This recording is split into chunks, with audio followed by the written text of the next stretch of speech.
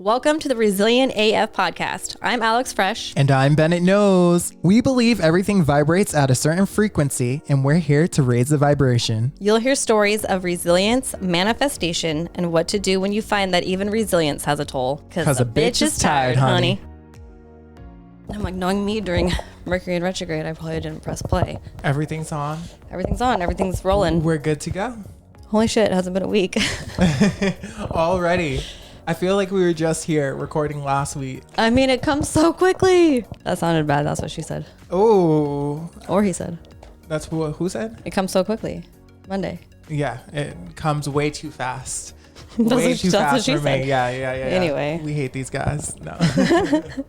So, I went on a double date, but it was me and my best friend with this one guy. Wait, okay, so when they say double dates, it's usually like Two couples? Two couples, like you and your spouse and like, or a partner and somebody else or another group. What happened was this guy asked me out, and very, very particular with what I'm looking for. I don't just want to hook up. That's not where I'm at. I don't want to give people my energy right now. So if I do, you have to be so freaking special. If they don't check certain boxes, then I'm not going to fuck them. Okay. But this person asked me out, and they said that they have met me before when I used to go to 24 Hour Fitness. He said he hit on me, and I'm like, I don't remember. But anyway, I'm like, okay, well, let's go out, right? This is how much of a joke my dating life is. So he's kind of cute. He has to be. Yeah. I guess so, because I said yes.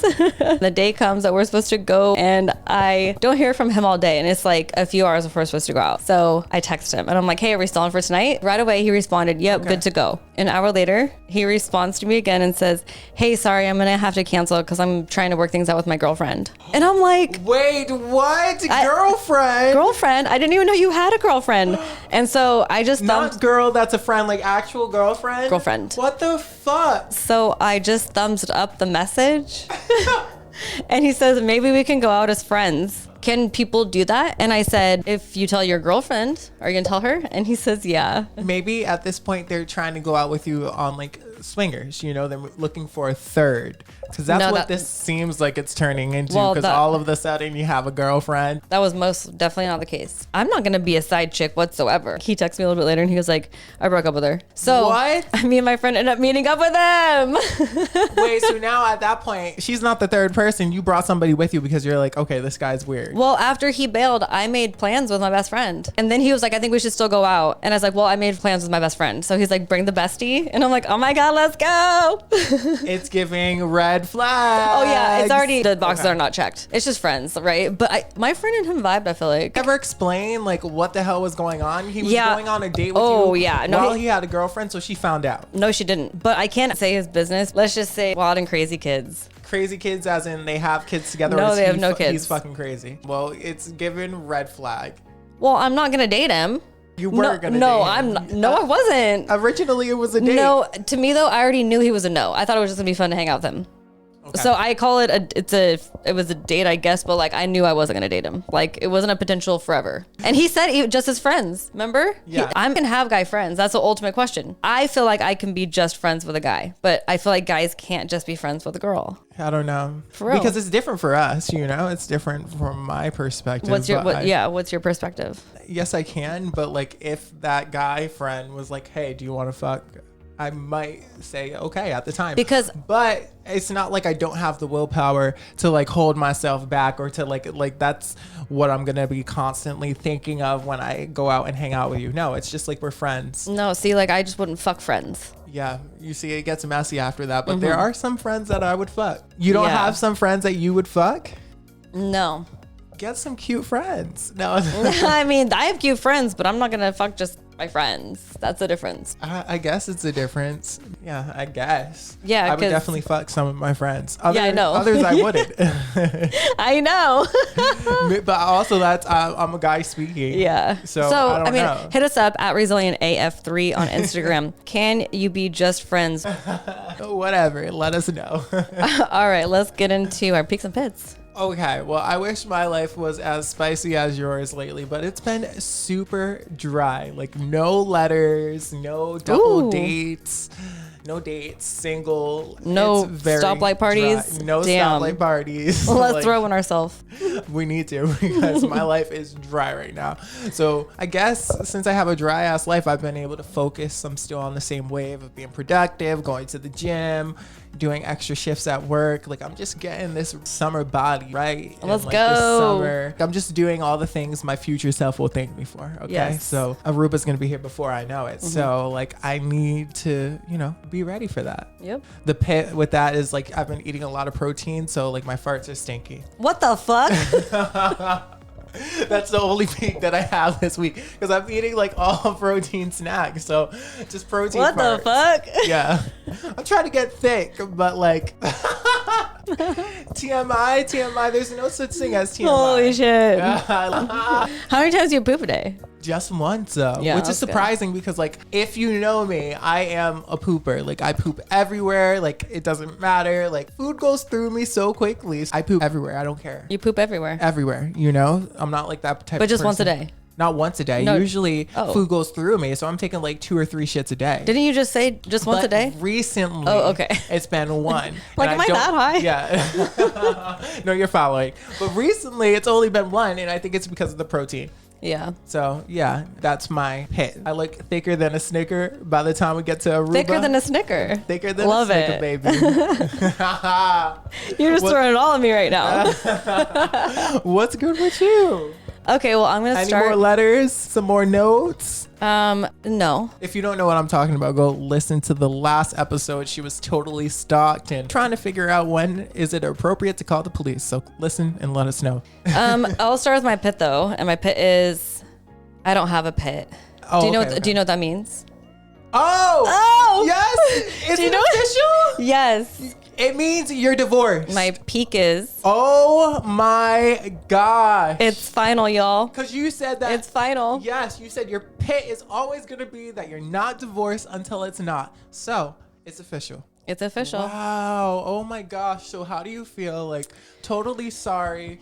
Because like, nobody wants to go through a divorce, but also, excited because this is the start of a new chapter for you. And it's been a long time coming. So how are you? I am relieved. And I'm relieved because when you're dealing with someone who's unpredictable, it's just very stressful and chaotic. I'm glad that that's done because I don't have to think about it anymore. I'm definitely sad. It was a very sad day. I didn't want to get divorced if you have heard the story, but things happen. And we're now divorced. Bittersweet. Wow. I wish him the best because I send love and light to everybody. Okay. So are you going to spill more tea? Because that's what you said on the first episode. You were like, I can't right now, but I will.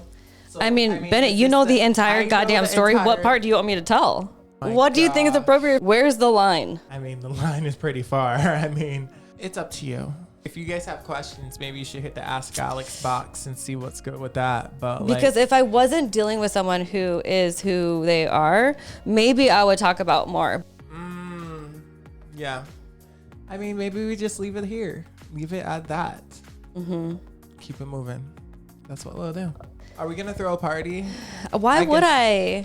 I mean, everybody is asking me. I was No, okay. throw a divor- I mean, Okay, this when- is the thing. Like, there's been so many people who have asked me, are you going to throw a divorce party? Why would I? Because I didn't want to get divorced. And it doesn't feel good for me. Maybe when people throw divorce parties, it's usually, I feel like it's out of spite and it's like, I'm divorced Right. now. But maybe you could change it. Whereas like you didn't want to have the divorce. And I think that most people don't want to get a divorce because when you marry someone, you're so in love, you think you're going to do it forever.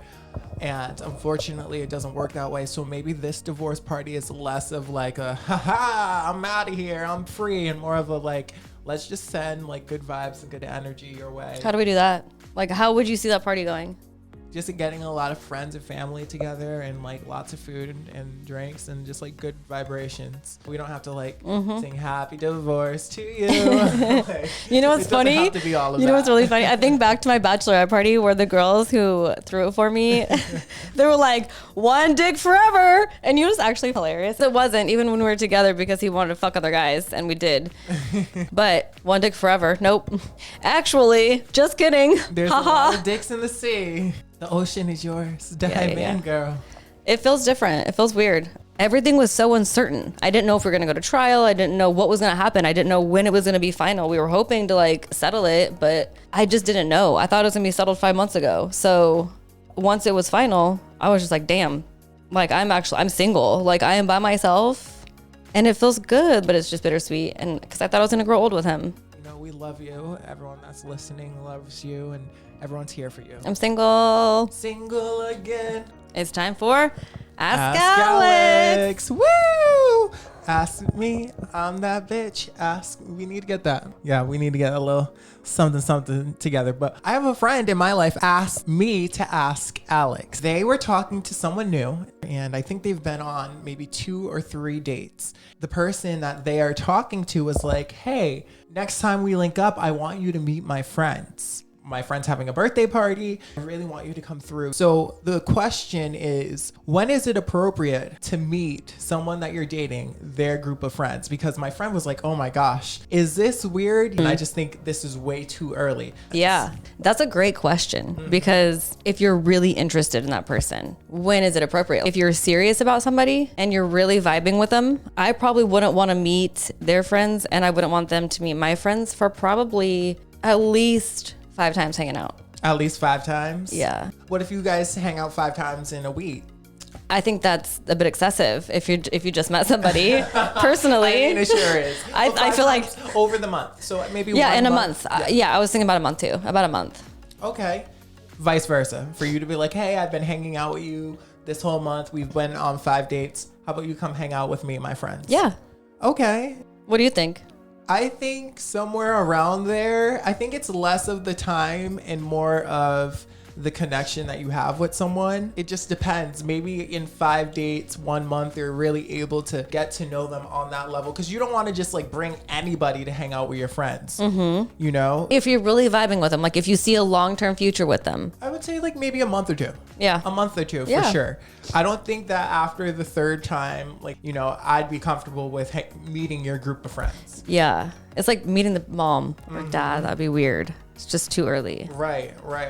And then like, you know, friends could get messy and like, yeah, that's all weird. Of that stuff, you know? So let's just keep it to me and you for now. And then maybe afterwards, if you're worthy and vice versa, then you can meet my friends. I mean, or make it official. I think that's even more appropriate, making it official and then being like, okay, I want you to meet my friends now because we're together. Yes, but then also the friends want to meet that person, you know, before you actually make it official. It's messy. Yeah, 1 to 2 Yes, months. 1 to 2 months is perfect. appropriate.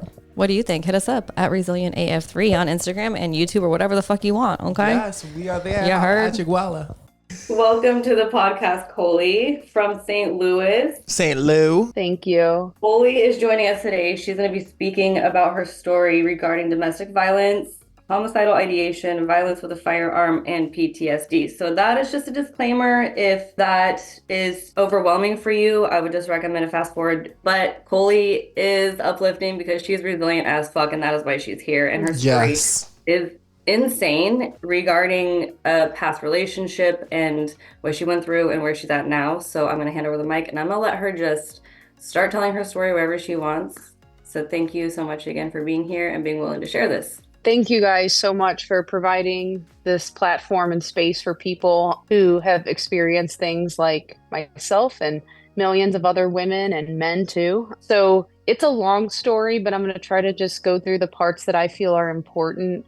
For me, I met this particular person freshman year of high school. It was kind of just one of those young love things, high school sweetheart. And it's going to sound cheesy and cliche, but all of that actually matters in this story because it makes everything even that crazier because you just don't see it coming. Yeah. Whereas, you know, some people think red flags, like it's going to be this big, scary man crawling out of the woods, and it's not. Thank you for saying that because people just don't realize what you actually went through is so insane from someone who you trusted at such a young age. Yeah, you grow, you know, for me, I grew up with this person. So the roots were so much deeper than just like some guy you meet at a bar when you're in your 20s. And then it's like, okay, was it just like a weird Tinder date that went wrong? You know, it wasn't like that. I mean, we were 14 and 15. So we literally learned how to drive together. We went through all of high school together, went to all the proms and homecomings. And we were just that couple. We weren't the extremely popular couple. It's not like we were at parties every weekend. We were just like that couple where everyone's like, oh yeah, they're totally getting married. They're like stupidly cute. Like it doesn't get better than that. That was us. Like that was just like what we were known for. Another big thing too I come from a family with a lot of, there was like a lot of drug addiction, a lot of fighting. It was just a really, really unstable home life. And I was always wanting away from that, always trying to get away. So in addition to having my first love, his family had the appearance of a lot of stability. And I feel like that also added to like my intense connection to him, because I always wanted to get away from the unstable life I had at home. My dad was extremely addicted to painkillers, fentanyl, all of this. Today, he's 3 years clean, thank God. But back then, it was very, very toxic. Never knew what was going to happen. It was just like you come home from school and shit could be hitting the fan. You know what I mean? So in addition to just me loving him as much as I did, it was also like a home away from home. And I think that added to the trauma too. Fast forward, all high school, all the cutie stuff that you can think of. And then it was senior year and we were out to dinner with my parents. It was a night where my dad wasn't acting totally nuts. And I had just gotten my senior homecoming dress. We were on homecoming court, got dinner. We were talking about where we're doing pictures, what time, who's dropping off, all of that. And towards the end of night, like when he was going home, I could tell he was quiet in a way that he's not, like he was always quiet. And that was the thing. Like everyone would say, if he's not with you, we wouldn't know what to do because he doesn't even talk. But like for him and I, he talked. And like, that was just like our thing. Like he only opened up to me. And like, I also thought that was special because I'm like, oh, he talks to me and him have like. He don't want to talk to y'all, but he's going to talk to me. That's yeah. So like, it kind of made me feel good. I'm like, that's my person and he's my person. So like, it was just like this. And, but it was something felt weird. I didn't know what was going on, but I was nervous. Like I could feel in the pit of my stomach, something wasn't right. He kept saying, it's fine. I'm just going to get home. It's fine. Well, he gets home and he calls me like he always did with no emotion in his voice whatsoever. He just said, Coley, I'm sorry, but I don't love you anymore. I can't do this. And he hung up the phone. And I mean, it was, I just like couldn't, I mean, you know, your 17-year-old self, it doesn't matter how long you're with someone, your first love. I mean, it just literally feels like you're dying inside, but I had no answers. Like I literally felt like I was blindsided or hit by a truck. And so I'm like hysterically crying. My mom's like, what the hell happened? We were just literally at dinner 30 minutes ago. My mom tries calling his mom and she's like, I don't know. I'm just as blindsided. He just wouldn't talk to anybody. And this was a Sunday evening. So Monday morning I have school. And, you know, every single day we had this spot by the stairs. We would sit at the lockers with like our little group of friends until the bell rang. And so I just walked into school not even knowing like, what do I do? Like all of high school, it was the same thing every day. And so I went to my spot and I sat down at that spot and I'm like, I didn't know, like, he just wasn't there. And I'm like 32 and I'm like crying about the lockers right now. But it was just like that. I just didn't know like what happened to my life, like in 30 minutes. And then he walked by with a group of friends that I don't know these people. They were a grade younger, but like he was laughing and like hugging on them. I'm like, I literally felt like I was in the Twilight Zone. I was like, gosh, yeah. Wait, like you go from we were eating pizza to now you're like laughing, and he passed me by like he didn't look at me. He didn't. It just like felt like I switched lives. Like I was in that show Black Mirror. Like, is this real life? Do you think that this group of friends were the reason that he was changing and the reason that he may have broken up with you at this point? Because like, who the hell are these people? Right. And that's what I kind of thought. And I was like, and this group was like a year or two younger. So like, it kind of looked creepy to me. Like you go from like our group of friends, the next day you break up with me, like you're with people that I've never seen before. It was like, I just didn't even know. So I was like, maybe there's a girl in that group, or I wanted something to make sense. I was hoping you meet somebody else like, but he never did date anybody in that group. He just went AWOL and that was it. And I just could barely get through senior year. It was, I think my body just kind of shut down. I ended up getting bronchitis and mono at the same time. And I was in and out of the hospital. I missed a month of school. It was like December into January. It was the first day back to school. And I guess there was black ice. I don't even know. I had never went outside, and it's my first day back. I'm like, okay, I'm gonna finish these last few months strong and just get the fuck out of the school. So I'm walking out to my car and I slip on black ice and I bust my foot and I'm laying in the street, and I just feel like that was like my moment. Like I just broke, and I'm just laying in the street screaming for my mom. I didn't even have like the wherewithal to get up. Like I just laid there and I'm like, I just can't do this anymore. Like, I don't know what's happening mentally. I don't know what's happening physically to my body. And I just felt like, I don't know. I just felt like it was terrible. Yeah. So it's a lot. I just want to put out there, truly one thing after the other. Heartbreak is really, like you said, like 15 years later, I'm still crying about that one moment. And I just want to put out there that heartbreak is one of those things that like people don't understand until it happens, but it could be that strong and have such an impact that, you know, you said over time that your nervous system wasn't like working how it should have been and you were getting sick. So I just want to like note that like, yeah, heartbreak does that to people, especially your first time. Like, and someone you trusted. Yeah, and I'm not crying over him today. I'm crying for my 17-year-old self that just could barely make it out of bed, and then I finally get up and I'm laying on the street. You know, it's like I just remember the pain so well, and that pain doesn't go away. You know, like I could still feel it in my 32-year-old self, and that's what makes me cry. Because I have a daughter now, and I just pray to God she never has to feel that. But so I go to school and I'm on crutches. You know, I have a fractured something in my foot. What a shitty senior year, like to end off your senior year. Yeah, so like mentally I'm broken, now physically I'm broken. And we remember high school. Out, you know, for a month already of being sick, and then you come back and then you have to deal with him. So I know mentally I have to see him.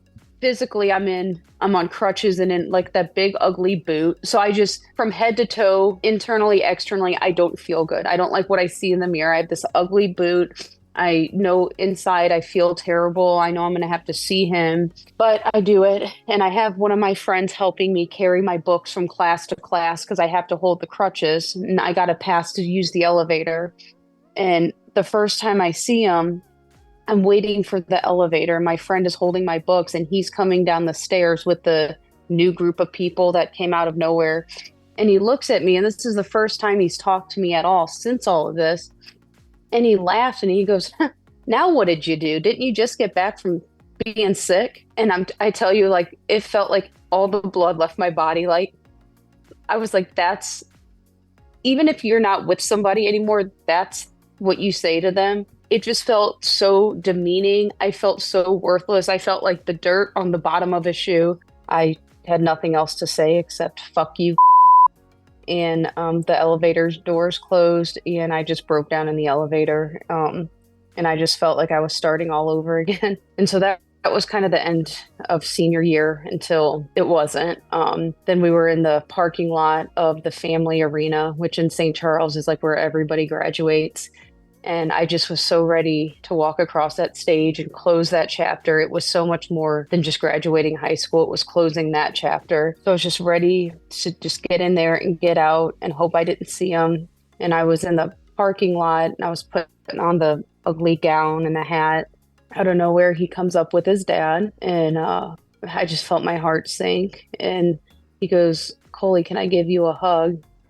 I just really wanted to say no, but I wanted that hug for a really long time. And so I went against my better self and I hugged him, and I hugged him really tight. And then I started crying like I am now. My mom really flipped out. She goes, you need to go now. And just felt like almost salt in the wound. Like I just really wanted to get across the stage. So did you think that when he came up to you that he wanted to get back together? No, I think it was his dad. Like saying, you know, you probably should go up and hug Coley. It was more just like a courtesy thing. I could feel that there was no intent behind it. It was more just like, you know, after all you did, you should probably go give her a hug. And that alone told me he had no idea how much pain, because if he did, he would have never done that. And so like I hugged him tight, and then my mom had to fix all my makeup and stuff. And my mom was just fuming at that point because she was just like, you know, that motherfucker, why would he do that to my princess, like And truly. just want to note that he hasn't apologized, explained why he broke up with you. It was still no. We still have no answers. Just didn't love me anymore. So that was what I had to go with. So I go across the stage, get through that, and then thankfully I graduated. I could close that chapter, start working on myself again. And then, I think it's like a year goes by. So now we're like 19. And I start a relationship with this wonderful guy, Andy, who was just the best guy you could ever imagine. And unfortunately, I was so broken from my ex that no matter what he did, it was never enough. And I treated Andy terribly. And I have regret to this day. And I've already apologized to Andy. And of course, he's an amazing guy. So he's like, it's fine, Coley, but it's not. I wasn't good to him. It wasn't a good reflection of Coley, but I was just so angry, and I never had the chance to get that anger out to my ex that unfortunately Andy was like the punching bag, and I just treated him like shit. And I think about it every day, and we're older now. He's got a beautiful wife, beautiful kids. I know he's great, but I'll never forget like how he had to pick up the pieces of something that he didn't do. And that was just terrible. Yeah, thank you for saying that. Yeah. I'll never claim to be perfect. I know I was not good to him, and he deserves so much more. He just kind of walked in at the wrong time. Definitely have been there he walked in at a time where I'm just so glad that like it was him and not somebody who like made things even worse for me. Thankfully, it was a good guy, and he just got treated badly. And I'll forever feel bad for that. But I'll always have love for Andy because how safe. At least, have you gotten your feelings out? Yeah, I did. And he's like, it's okay, Coley. We were young. We were this. We were that. And so I always appreciated how much safety and love he showed me when I didn't even love myself. So I'll always have love for him just for that. Yeah. But then so I moved on, and he added me on Facebook, and my best friend was like, Coley, please don't go down that road. And I was like, he's just adding me on Facebook. It was kind of when Facebook just was getting started. And I was like, it's not like I'm talking to him. He just probably want to see pictures of what everyone's doing and family and this and that. And my best friend, she just begged me. She's like, Coley, please, out of sight, out of mind. And I should have listened to her, but I just wanted to see how he was doing. And shortly after that, he started messaging me. And obviously that interrupted my feelings with Andy. And then I was waitressing at a little bar restaurant. And one day he came in and sat down in my section. And I had seen him since that day in the parking lot at the family arena. So my heart sank, and here I am trying to work, make money. And I just said, I was like, what are you doing? Like, why are you here? What are you doing? And he was like, I just wanted to come see you. He just stayed and he stayed and he stayed until I got off. And he was like, we should go hang out. And I did, I wanted that for so long. And so I did. And, we drove around in this fast car, and we got food and drinks and laughed. And it was just like everything I'd wanted for the last couple years, and it was finally happening. He said, I don't know, maybe I made a mistake. Maybe I was young. Did you tell your mom, or did you tell your parents that you started talking to him again? I did. And my mom's like, Coley, please be careful, please. She's like, but I know that you've missed him so much, and I know how happy he makes you. So she didn't want to totally disregard it. She wanted me to be happy again. She's like, and I know people make mistakes when they're young. I get that. She's like, but I don't want to see the same thing happen again. So just be cautious. She was kind of on that tightrope of knowing how bad I wanted it, but not wanting it to happen again. So she was great. My mom did the best she could. But, we ended up hanging out, and then we went and hung out at his house, and we were watching a movie, and he started making out with me and kissing me and snuggling. And that emotional love was still there. It never went anywhere. But then to physically feel him again, it just rushed back. And I knew I was in too deep again. I'm like, but this either needs to work out, or I need to not, or it's not going to work out. I can't do anything in between. And he seemed to be really really wanting to pursue it. And I went home and nothing else happened. It wasn't anything like sexual or anything. It was just like kissing and stuff. But for me, that's almost worse because that meant something. You know, if a hug could make you cry the way it did, imagine like a kiss. So I went home and he texted me, had a good night, but I think we're probably better as friends. I'm like having whiplash. I'm like, you can't show up to my job and then hang out and then kiss and now we're friends. And I said, you know what? I just can't do this at all. I was like, I'm done until you know what you want. And I think it was maybe like a few days later, could have been a week. And he said, let's hang out again. Maybe I was wrong. Maybe I don't know. And it was just like that really confusing 19-year-old thing where like today I would say, no, you don't know what you want. Like I don't have the time for it. Like today I'm a totally different person, but I was so vulnerable back then. I still had my family stuff going on, you know, really, really broken house. I still missed him terribly. And I did hang out with him again. And then we did get back together. So you guys after he was like, I don't know what I want, you guys eventually got back together. Then he figured out, got back together. Yeah. Pretty and quickly, his family was so happy. That? Yeah. Yeah. Yeah, pretty quickly. And his parents were happy because they were like, he's so because you're a great girl. And well, that's what sucked too, was it wasn't just losing him. I was so close to his parents and so close to his sisters, and his mom came from 10 siblings. So I was close to all of his aunts and uncles and cousins. Like it truly was like my family, you know, and I've spent all the holidays together. So just for one day to wake up and that be gone, you're not just losing that person. I mean, I lost like this entire chunk of my life. Yeah. And that, you know, so that just added to this feeling of grief and loss. So when we got back together, everybody was so happy, except I had people like my best friend and my other really close friend that was like, you know, I want you to be happy. We want that so bad for you, but we also want you to keep your eyes open. And I was like, I am, but it's fine. We're older now. It's different. It's different. Like, we're so happy. And there was like no time passed at all. Like at this we were point, saying the same. Did you do the healing on your end, or did you think that you did the healing as well? Or did you even know that you needed healing from it? I don't think I thought I needed healing.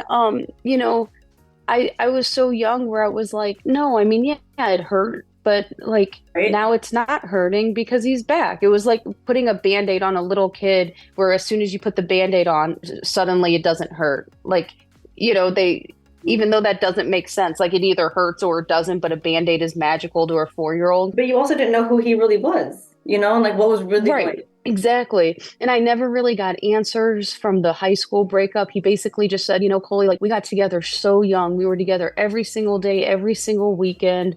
I never got to experience what it was like to just go hang out with the boys or just not be tied down to a girlfriend. And he said things that on paper did make sense. And I was like, okay, I get that. Like we didn't have like the crazy high school years where you have random hookups and so that was basically what the answer I got once we got back together was he just needed to experience a little more and like not be tied down. And for me, that answer was okay. And I was like, all right. And I got to experience being with someone else. I got to experience Andy. And it just, at the time, I accepted that answer, right? And I moved in with his parents. We had like the downstairs. I went to school. I was in college. I lived there, did all my homework there. We had dinners every night. I mean, it was like a full-fledged normal family. And then we buy a house together. We were only 21, but he had a really good job. So we bought this really nice little ranch. It was perfect. We moved in. Right after that, he proposed. He had my mom and dad there, his parents. He did it in St. Charles. It's Main Street, St. Charles. He had it like there. We had the spot. I'm gonna cry. Right in front of the riverfront where we would always go, and I just thought we were going to the riverfront. But he had it all set up where like our parents were there, you know, taking pictures, and it was amazing. And I had this big, beautiful ring, and like. Finally, I was like, it all was worth it, you know? Yeah, it sounds like it all worked out. You finally, you know, not only got back with him and things are on the right track, but also you're literally gaining that whole stability that you said you were craving as, you know, as a child. Now you're getting married, you have your house, you have your partner, so things are solid at this point. Yeah, I'm out of the crazy house, you know, of growing up in.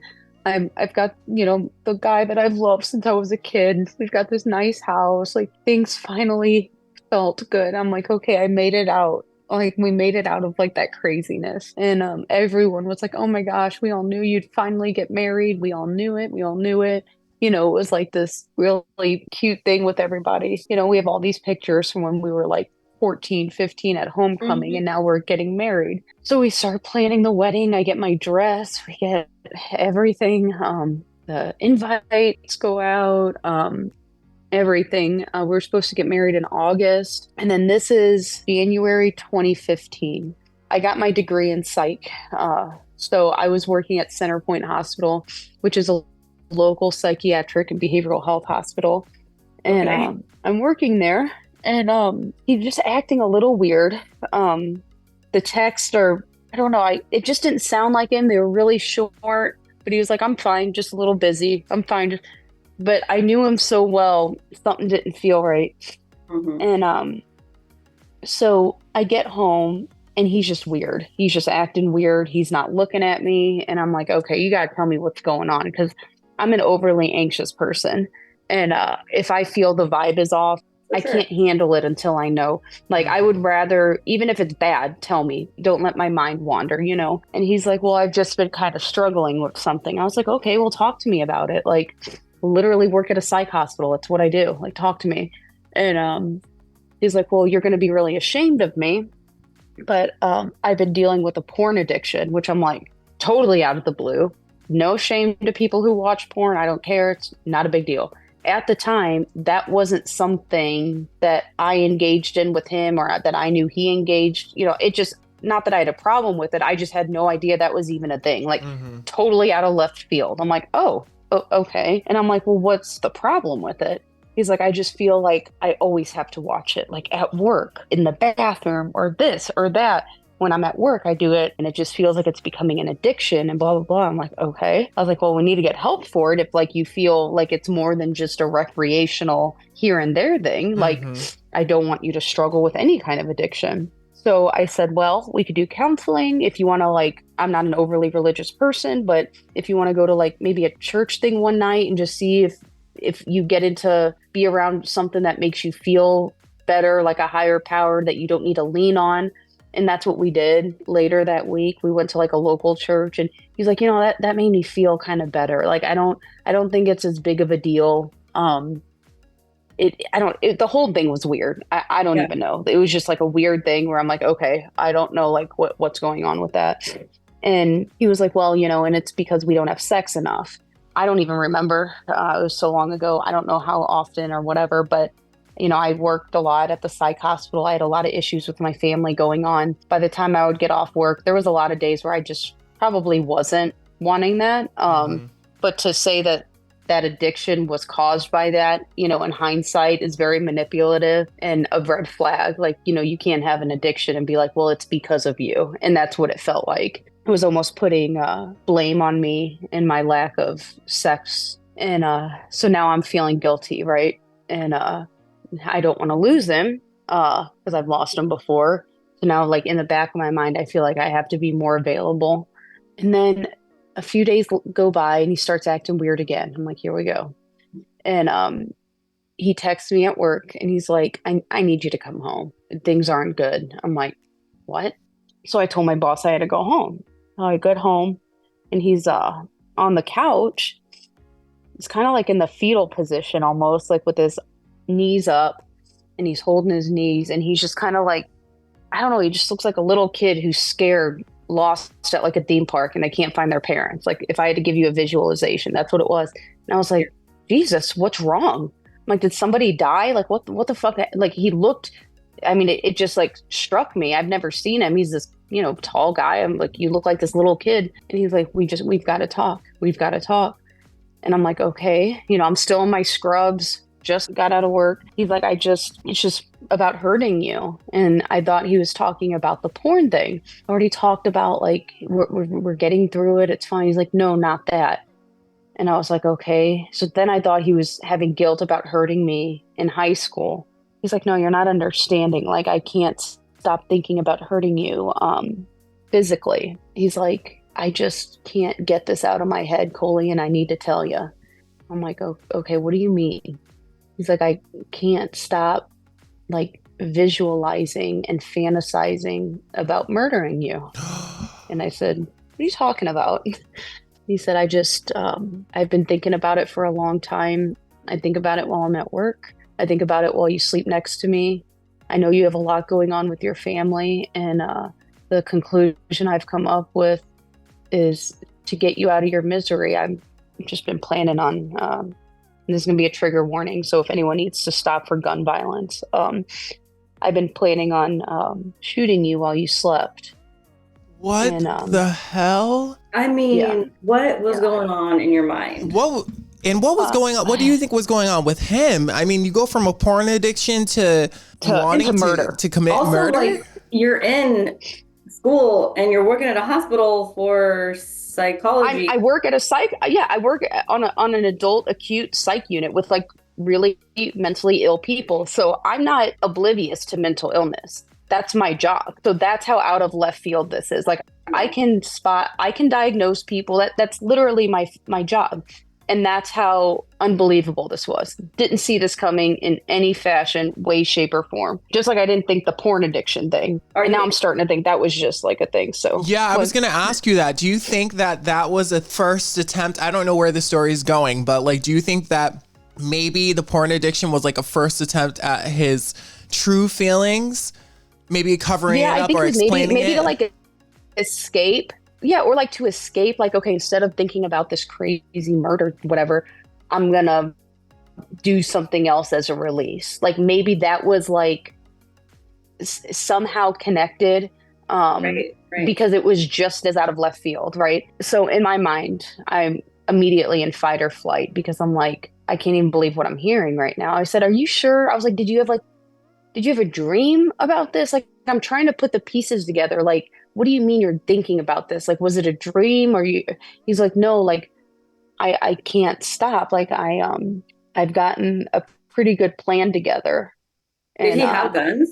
Mm-hmm. Yeah, we had a gun in the house. So in my head, so now he says about, this plan. And I said, what's the plan though? Like, what are you so hyper focused on? He's like, well, ever since we got the house, it had been 8 or 9 months since living there. So he had admitted that this has been a plan for 8 or 9 months. And that also falls into the time when he proposed. So he proposed knowing he had these thoughts. Oh, why do you think he told you? Yeah. I think he told me because he felt like he was about to do it and would rather tell me than it happen, or he just had a break. How many people who have that sort of thought of doing that to somebody, like, actually tells them so they don't happen, and then like a lot of people follow through with it, right. And so that's what happened. Was my thought is, okay, now he told me about it, so if it's gonna happen, it might happen now because he doesn't want this to get out. So he was like, I've thought about it, but he's like, but I don't want to like hurt you, so if I do it, it was gonna be while you slept. So I have the gun under the bed in the safe. So he had it like planned out on when he did it. And then I'm just feeling so defeated because I'm like, I wouldn't have even had a fighting chance. It's not like I could have defended myself. Like, I just felt, I can't even remember the feelings. I just knew something inside me kicked in where I'm like, you need to save yourself right now because things are about to pop off. And so my phone dings and it's Walgreens saying my prescription's ready. And like, as weird as this sounds, I used that as my out. And he's like, okay, just promise me you come back. I was like, yeah, I'm just going right down the street. And so I get in my car and I call my parents and I was like, I've got to come home. I'm coming home. He's saying really weird things that are scaring me. I've got to get home. And so I get there, tell my parents what happened. And my dad just loses it. I mean, he's just like, yeah, my dad's from New York. We're Italian. Like, I mean, and he's like, I'm just going to go take care of it. And I was like, well, let's not do that. And he's calling me. Where are you? You said you were going to come back. I knew you were going to do this. Where are you?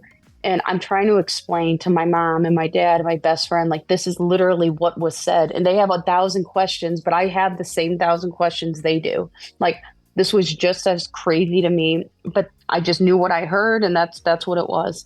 So his mom calls my mom, and it was like, I think we need to have a family talk. We need to talk. And my mom's like, yeah, you think so? And it was probably a few days later, we go to me and his house, and it's his dad, his mom, him, me and my mom. And my dad didn't go because he just couldn't have handled something like that. And he didn't know it, but I put my phone on record and I put it down next to me. Were you not worried when you were there that he was going to do it then? No, I wasn't worried because I knew his parents were there and my mom was there. And I had my brothers like on standby. My biggest fear was that he was going to deny it and that this was all going to be turned around on me. And I was like, there's no way you're going to threaten me. And then after everything I went through, this was not, I just wasn't going to go down like that. Like I had to get it recorded of what he said. Like that was just going to be even if it was my dying wish, like he was not going to be able to do one more thing to me and humiliate me. And so I was like, no, we need an intervention. And I want your parents to hear what I heard, because at this point I was kind of getting the feeling people didn't believe me, and it might have been paranoia, but I just didn't feel like people were taking me seriously except my own parents. So we get to talking and I tell them what happened. I tell them how it started with the porn thing and then how it led into about the homicide stuff and the gun. And his family was very much sweep it under the rug, keep things white picket fence. So this was like not okay, right? But what surprised me was instead of addressing the homicide, they kept saying, I'm just surprised in you. Never took you for one to have a porn addiction. And my mom was like, look, this is more than looking at pretty girls on the internet. He has a plan to murder her. And like, that was not being addressed. Like they were almost pushing that aside and focusing on this porn thing. That's psychotic. And then my mom, it was very strange until my mom was like, we're here because of that. Yeah. She's like, I don't care if someone's looking at porn. I couldn't care less. I'm here because my daughter's life is in danger. Mm-hmm. Right. Yeah. Like, why is this even a deal?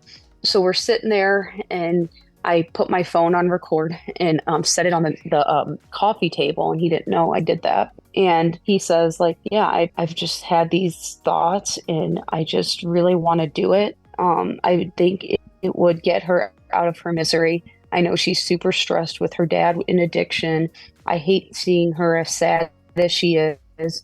And I'm getting to the point where I can't stop thinking about it. When I'm at work, I'll think, is this the night I'm going to do it? Is tonight the night I'm going to do it? He's shifting the blame on you. Like the reason why I want to do it is because of her misery, and I know what she's going through. It's like, no, this is obviously your problem, but you're blaming it all on her. Like on ridiculous. On me and my stress that I have. So in addition to dealing with my dad's addiction and everything else, now it's my fault that you're homicidal. So I'm just like, my brain is exploding. And his dad makes the big statement. He goes, well, you know what, guys? I don't think you should get married. And I'm like, that's your big comment to this? Right. Not like he needs an evaluation. He needs to be inpatient somewhere. Mm-hmm. And he was so... That's scary. Like maybe his parents, because what normal functioning adult is not going to address? I'm sorry, what the fuck did you say you're going to do? His family obviously has swept everything under the rug the same way they have with this situation. That's why he acts the way he does, which is normally how it is in these situations. Mm-hmm. Yeah. So he never knew how to deal with stuff. And it was evident that that's how he grew up by the way they were responding. And I do want to make a note that right after this happened, like weeks or a month after, his mom was diagnosed with brain cancer and died shortly after, just to add to the whole thing. So I don't want to talk badly about her. I absolutely loved her so much. She was like a mom to me. I still think about her daily. So this is not, I'm not going to slander her name at all. She did what she could in that time. And when she got sick, it was even more heartbreaking because I couldn't be around to take care of her like I obviously would have. She was just a beautiful person inside and out. So I don't want that to be misinterpreted because I love her. So anyway, they said, we're going to take him in. He's going to be evaluated. And he did not want to do that. He's like, I can't miss work. And I was like, look, it's not about missing work. You're having these ideas, whether I'm with you or not, whether we stay together or not. The fact that this is in your head, there is a deep-seated issue that needs to be addressed before this is transferred to thinking about your mom or your dad or your sisters or our friends who have kids. And his dad said, well, have you thought about this with anyone else? And he goes, well, you know, when I played baseball in high school, his dad was the coach for a few seasons or helped out. He's like, when you'd be hard on me at baseball, I would think it would kind of just be nicer if I killed you. So he also thought about doing this to his own father. So that's kind of when it started. And then it got, you know, he's like, but I didn't think about the details as much as I thought about with Coley. He's like, because now I think about like, okay, it has to be at night so people can't hear it. Has to be when she's sleeping so she can't fight back. Like he had this whole So what like, do you whereas think would with happen like after saying details like that life was just gonna carry on with nobody saying you're gonna have to go to the fucking hospital, dude? Right. Yeah. And the dots were not connecting. He thought you could just say this, right? And so I helped pack up a bag, and I work at Centerpoint, so I was like, don't bring him there, please. I would like to be able to go to my own job. Right. Like, please bring him to, you know, another hospital. And so I'm helping get stuff, and I'm saying, you know, he can't have anything with strings in it, you know, for self-harm reasons. Like, I know the whole spiel of what it takes to be admitted. Well, it's like an hour or two later, his mom calls me. It's like, yeah, they didn't admit him. He's at home. I just made him some food, and, you know, he's just kind of settling in. And I said, what do you mean they didn't admit him? She goes, based on his answers, they didn't admit him. So I don't know that they ever actually took him. I mean, wouldn't that be standard protocol if they say admittedly, openly say they want to kill somebody? Yes. And that's the thing is I know what it takes to qualify to be inpatient because I worked at the hospital. So one of two things happened. He either went to the hospital and said, yes, I used to have these feelings. I don't feel like that right now. Because to be admitted, you have to actively have thoughts of harming yourself or somebody else. So if he went in and was like, yeah, I used to think about that, but I feel fine right now, there's nothing they can do except recommend therapy and anger management and that type of thing. Not be in the room while they're asking questions, would be by himself. He was probably by himself since he was an adult, or the parents told him to not, you know, because they were very, you know, sweep it under the rug. Or the other option is they just didn't take him at all, which I lean towards that. Because they can't have, you know, their kid be in a psych hospital that would fit into the white picket fence. Somebody? What? I'm telling you. I'm telling you. Then before they, and I mean to backtrack a little bit, but before they leave, his dad takes me into the kitchen and is like, Coley, I know you're going through a lot with this, but I can't have you going around telling people this. So you got to figure out something. I don't know if you want to say things didn't work out like in high school or you guys just aren't right for each other, but you can't go around saying this. It's like, I've done so much for your son. It's unbelievable. And so the next day I go to the courthouse and file for a restraining order, which was hard to do, but I had the recording and I didn't want to do this, but I knew I had to because I know a restraining order is only a piece of paper, but I needed some security that if he decided to come over, I could call and he would be taken away because as it stood right then, that was his house. He had the right to be at that house unless there was a law or a piece of paper saying he couldn't. Mm-hmm. So I went and filed a restraining order. I had the recording with me. The judge listened to it and immediately filed a full order of protection that would last a year. And so that meant he couldn't be within so many yards or feet, no phone calls, no texts, nothing like that. So after that was granted, we had to wait for that to be served. So they can grant it at the courthouse, but it's not always served until like 48 to 72 hours later, which is very, very dangerous. And a lot of times bad things happen in that window of time, I'd like to add. So I go back to the house. He's still at his parents' house, which is only like 4 minutes down the road. And I know I'm moving out. I don't even want to be in that house. I don't want anything to do with that house. And his dad comes over about 2 or 3 times. He's knocking on the door. I need your laptop. I need his laptop. Well, we shared this laptop. Like, he got that laptop for Christmas, I think the year before, but I was in school and that was where all my papers were. Like, all of I needed time to get my stuff off of there. Like, I was still getting ready to be in graduate school. I couldn't just hand it over. Like, a lot of my information was on there too. And I said, I'm not trying to take his laptop. I don't need it, but I do need time to get my stuff off of there so I can continue my education. I need that laptop. Do not do anything to that laptop. And it started to get a little bit weird and a little bit like, you want that laptop a little too bad. Don't know what's on it, but it's getting a little sketchy because out of everything in the house, that's what you want. Like, a little bit strange. So in my head, I'm like, he must have stuff on there. Like, I don't know if he had plans or search histories or what. I hadn't been on there to look, but I got all the stuff off of there. But he came back a second or third time. And I was like, you know what? I called the police and I said, I already have this order of protection filed.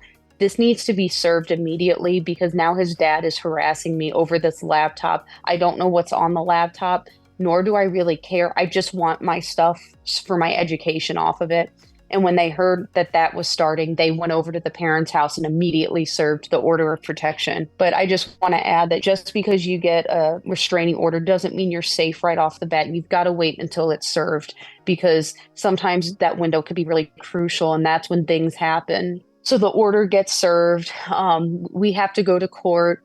And when you go to court for an order of protection, they'll say you either can get a lawyer and argue it or you can agree to it. And he didn't argue it or anything. He just agreed to the whole thing.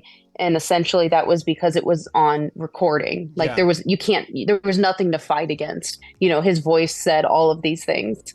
So he agreed to the order of protection. You know, he had his sisters, his mom, his dad, his sister's boyfriend, and like they were hugging him and there to support him. And I was just this like meek little girl in the corner, not even wanting to be there, but just having to be there to protect myself. And just the looks I was getting, it was like, you were scum for doing this. You're scum for bringing him to court. And it was horrible.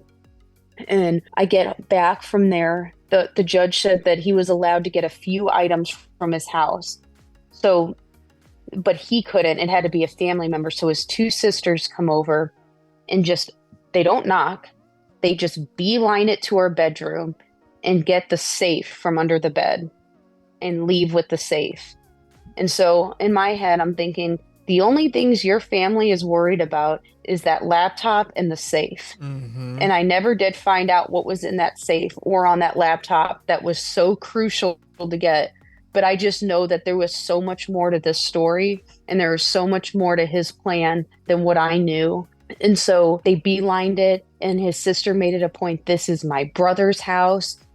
Your name's not on. And I'm like, listen, girl, I don't care. This could be God's house. I don't care. I don't want anything to do with it. I don't want to live in the house that I was supposed to die in. I just want to get my stuff and get my dog and leave.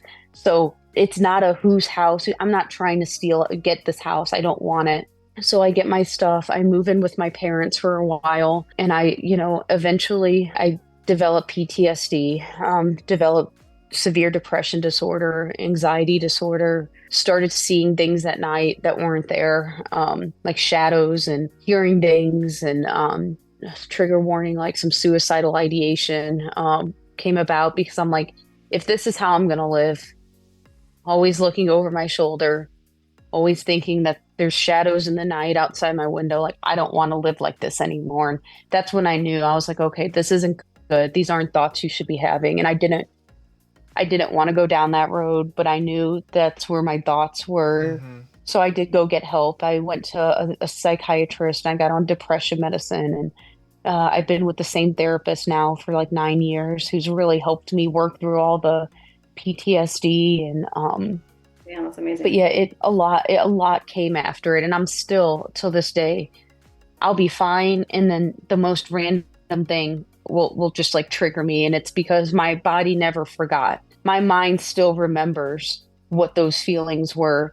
Your nervous system. So, it could be something that even might seem silly to the average person, but it triggers me because of the way something smells or the way I see something or a song I hear. And my body feels the way it did that day. And so I still deal with it. But I learned to deal with it in a way that I can still live my life. I'm married now to a great man. I have 2 beautiful kids who really saved my life. Because, when I felt like giving up, now I have these little kids who look up to me, and I have a daughter now. And I just hope she never, ever has to experience it. But they saved my life for sure. And so, resilience is definitely coming back and you're never going to be the same. Prior to this podcast, I looked up what is the definition of resilience? And it's bouncing back, but you can bounce back, but it's not going to be the same. That's what resilience is to me, is coming back. It might be a different form. It might look different. I'm not the same Coley I was before. And that's okay, because before I was too forgiving. I ignored too many red flags. And, now the new Coley's on depression medicine. The new Coley has PTSD. But the new Coley also knows more about herself, Yeah, and you went through severe trauma and you were having suicidal ideation. And resilience is you realizing that you are worthy of more than that, and you went and got help. Yeah. And amongst all the other reasons why I could list right now why you're resilient, you learned a lot that you can teach your children, and you're going to be able to teach them resilience. Yeah, I appreciate that. So it's just resilience is being able to figure out how to become the new you, and whatever that may look like. And it might not be the same you. There's times I miss, being able to watch a movie and hear gunshots and not, have to close my eyes for a second, or being able to sleep without night terrors. Or my husband understands, and he took me under his wing, and he's had to pick up pieces from a mess he didn't make. But I found someone who is really, really good. And gave me beautiful kids, and that's kind of who I am today. You deserve that too, and you absolutely deserve that. Yeah, there was a lot of people who didn't believe me after. They thought they were like, "There's no way, not him. He's the all-American baseball boy who has the perfect family and this," and they just didn't believe me. And that's a big part of my growth, is I stopped feeling like I needed to tell my story. Now it's just, I know what happened, I've grown from it, and I don't need to explain it anymore. But over-explaining is a trauma response. We do that because we feel like if you don't give every detail, it's not going to make sense, or it's not believable. So I'm working on not overly explaining myself in a lot of areas. Sometimes I'm late to doing anything, and I feel like I have to give someone a 5-page summary. But the trauma in us is you feel like you have to say every single detail for them to believe you, because you've been so beaten down. And so there's things I work on every single day. Some days are better than others. And you're going to therapy, and you have had the same therapist for a long time, which is very important, because you learn how to work through those feelings when they come up throughout the day, because a lot of people don't realize that they're even having triggers or reactions because of trauma. And people who are open and aware, it's easier because you have tools that you can use when you're going through that. And sometimes the response is so overwhelming that even people who are aware and have these tools forget in the moment, because the nervous system, and you're just in fight or flight, and you're maybe even don't even realize it until you're out of it sometimes. So it's a constant thing. You're always healing, you're always learning. But it's important to know that through therapy, you do have tools that will help you get through, and even make you even realize things that you've been through was because of you. This is why you act now today. This trigger right here is because of that experience, and you can do this while you're feeling that. So it's very important, I feel like, to be able to know how to, at least a few things to help. Breathing is incredibly helpful when you're going through an experience of PTSD or just associating those feelings. Yeah, and I've had to work on that, breathing and not holding my breath or keeping my body so tense. You know, like going to the chiropractor, getting massages. Like I realize my body is always in fight or flight. I'll catch myself where I'm like, you need to relax your shoulders. And I don't even know how long it was that I was like this. And it's because I'm always like bracing for impact. Because you were in that for so long that even though you're aware of it, you still are in that throughout the day so much that it takes years to be able to even be aware of it and be able to be calmer throughout the day for more of the day than not. So it's just a constant thing that you have to be aware of. Like for me, loud noises still get me like, when my kids are loud, I'm like telling them to be quiet. One day I realized I'm like, why am I telling them to be quiet? Like they're just playing. Like, and it's just playing. It's from my childhood. Loud things that went on. It could have been like people, my parents fighting. It could have, you know, fighting, throwing stuff, people shoving. Yeah. You know, even my daughter, she's 5, so she's in like that goofy stage, and she hides behind the corner and she'll pop out. She's like, boo. And when I tell you, it's so much more than just like that. I mean, my body, and I've caught myself. I'm like, Gigi. And I'm like, it's fine. It's fine. I was like, you're fine. You didn't do anything wrong. But it scares me so much more than it should, because I live in this constant state of, I don't like the idea of someone sneaking up on me, because that's what almost happened to me. I almost didn't have the ability to fight back. So things like boo can like send me over the edge, where I'm like, he'll never understand what that is to live like. But, you know, I believe in being a work in progress every day. And I've tried to give myself grace instead of being so hard on myself. Like some days I feel so tired, so tired, and not like, oh, just take a little nap tired, like lay in bed. I'm not. And I think it's just because I've carried so much. And some days my body's like, Coley, you gotta just chill. And I used to think of myself as lazy, or like, come on, you need to either drink more water or do this, which I probably do. But I also think some days my body just catches up to the exhaustion.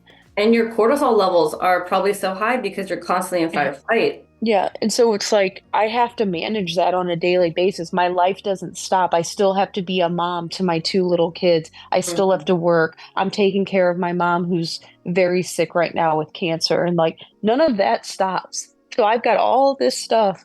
And then I also have got the trauma. And that's something he'll never understand. I hope he never has to. But you never outgrow it. You know, you just learn to live around it, and you learn how to get stronger and deal with it in better ways, but it never goes away.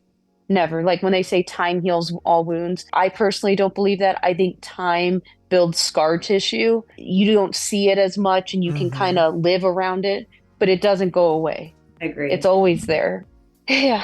But you truly are resilient. You're truly resilient. You're here. You're thriving.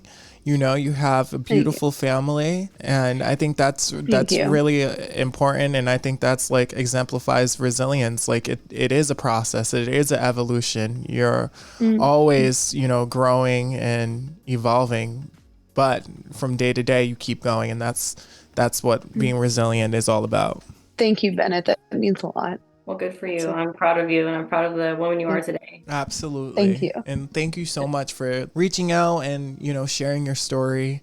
Sharing all the details. It's going to help a lot of people. Thank you guys so much for giving me the space. Well, where can we follow you?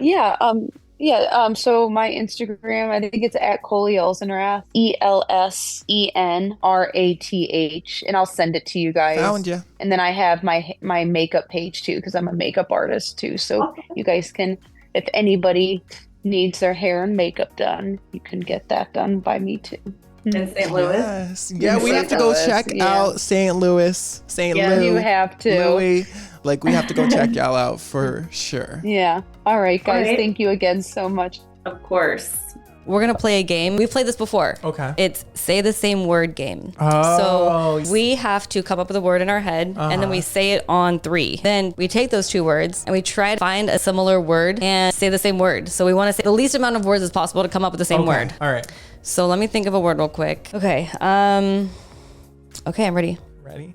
1, 2, 3. Alien. Christmas. Alien and Christmas. Alien and Christmas. Ooh, that's tough. I feel like the last time we played this game, Christmas was one of the words. That's why I said it. Ready? 1, 2, 3. Conspiracy. Green. Alien. Red and green. Red and green. Okay, green. Okay, but conspiracy. Now conspiracy and green. Ready? Hold on, no. I'm ready. Okay. 1, 2, 3. Government. Roswell. Who? Roswell, New Mexico. Okay, see, we're kind of like prancing around this. I got mine. Oh no. Government and Roswell. Okay, ready? Okay. 1, 2, 3. Area 51. Okay. What'd you say, media? Media, yeah. Ready? 1, 2, 3. Spaceships. We are sucking. I need you to hop off of the spaceship and...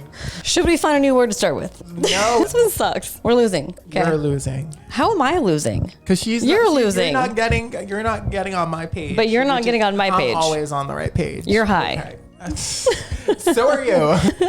So the words are Area 51 and propaganda. No, spaceship and propaganda. Spaceship and propaganda. Ready? Okay. 1, 2, 3. NASA. FBI. I feel like we're so close. Between NASA and FBI. Okay. Ready? 1, 2, 3. Crime scene. Classified. What? Okay, let's try it again. Could we use hints? Are we able to like help? Can we like each phone other? a friend? But it's crime scene and classified. And I feel like there's one word that could connect these two perfectly. Let me think. Fuck, I don't know. It could be a lot of things. Okay. Ready? 1, 2, 3. Police. Detective. Oh, He's a police detective. Police detective. Boom. That only took 10 rounds. That was stressful. That was dreadful. I almost that. want to say let's try again, but then I am not faithful in our second try. I'm like, damn, I'll try and come up here. You know what? Fuck this. I'm gonna do some. I got a game for us. Fuck this. We're gonna try a whole new game. This is connect the words, okay? So I'm gonna say a word, and then you're gonna have to like link a word, like moonlight, lighthouse, shit like that. Okay, ready? The first word, and then I'll give you the first letter for the next word. Okay, ice. The next word starts with a C. Cream. Yes. Cream. The next word starts with a C. Creamsicle. No. Cream pie. No. Oh, it starts with a C. Yes. Cream. I don't know. It's a food. It's a food. There's another cream. This cream corn. Yes. Cream corn. I don't eat cream corn. It's still a word that connects. Corn. The next word starts with a D. Corn dog. Yes. Hello. Dog. The next word starts with an H. Doghouse. Yes. That was way too easy. So we next won that one. Yes, we won that. Okay, next week I'm gonna come in hot, like with harder ones. Okay. Okay. Was that fun? Yeah, I like that game. Okay. Do you like that game? Me too. Yeah, thank you. Let us know if you like that game. Hit us up at ResilientAF3. That does it for this week. Make sure to follow us individually. I'm at that Dreas. I'm at BennettKnows, ResilientAF3 at gmail.com. And we appreciate you. We love you. Hit us up with your story if you want to be a guest. And we will see y'all next week. All right, that's all, folks. Peace. Bye.